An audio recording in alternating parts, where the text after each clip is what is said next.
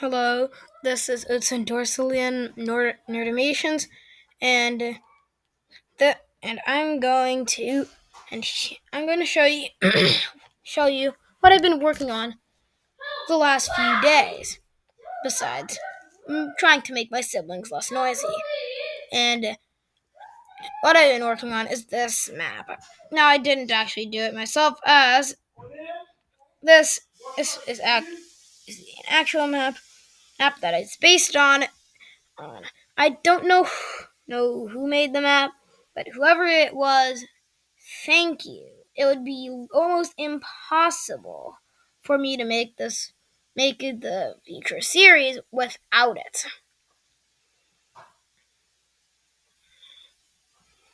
Anyways,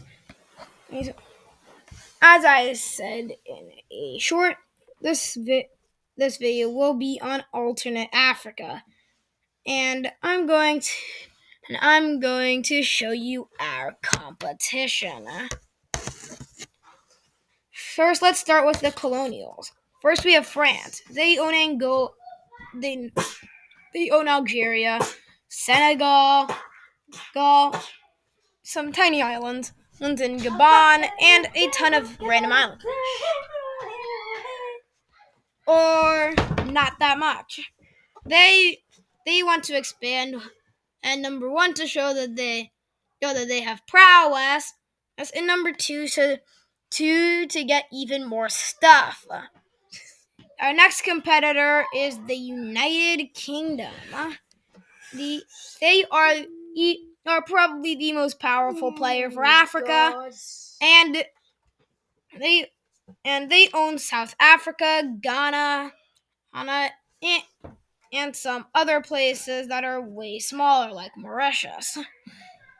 Their main goal is to get at as much stuff as possible, all from anywhere and everywhere, even though they are less inclined to war than France is.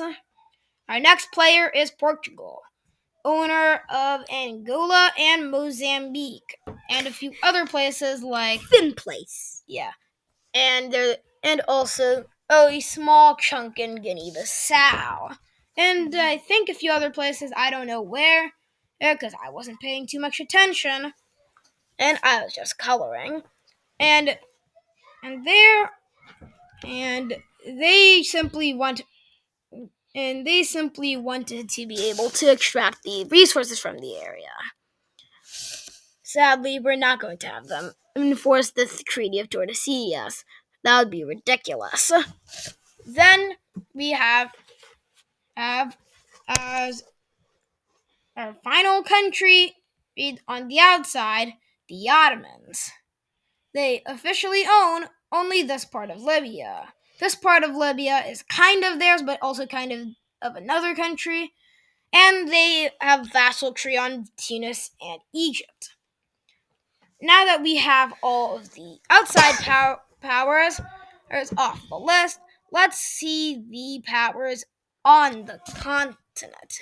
Not on the In the continent. the native. Yes. That's OZ, of course. Okay, so let's visit some of the most powerful countries. These that are natives. First, what happened? First, first the nation of Egypt. They're pretty cool, pretty chill. Their main goal is simply just to keep the Nile for themselves and not die. I don't know if they're going to achieve that. Then we have Ethiopia. They're much smaller, and their main goal is to attack and conquer their neighbors. For example, I think this is Shewa. Is that Shewa? And other small kingdoms and tribes. Then we go south and we see Electra. I think that's how it's pronounced, or the TP tip. People do not get any ideas. They're mainly just slave traders who want to continue their slave trade. These people still haven't gotten the memo. Then there's the Congo.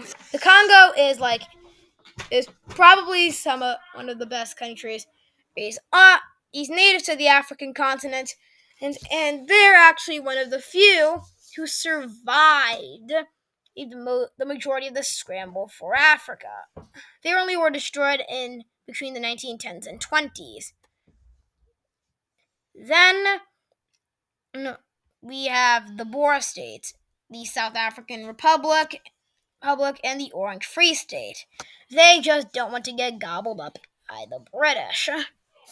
Then there's the Gaza Empire. They don't really have that many goals that I know of.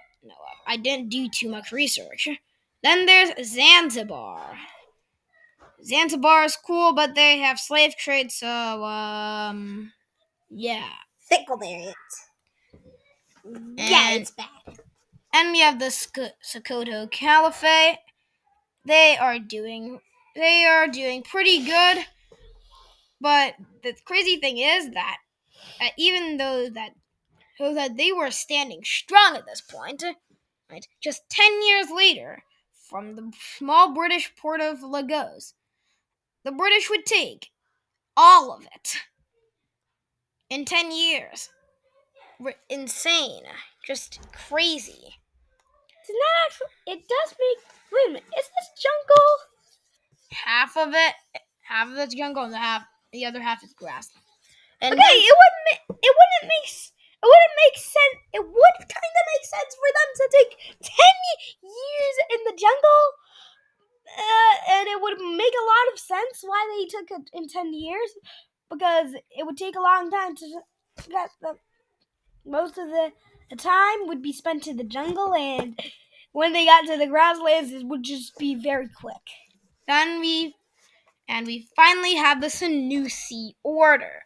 Now, this map doesn't depict it even as well as it actually did. They were crazy.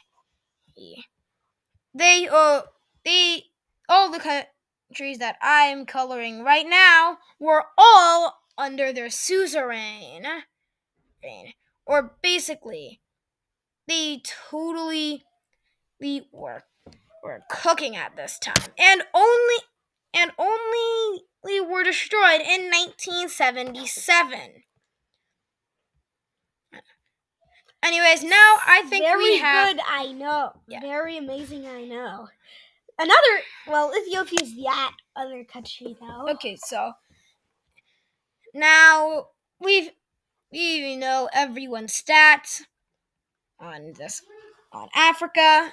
Thank you for watching, and bye.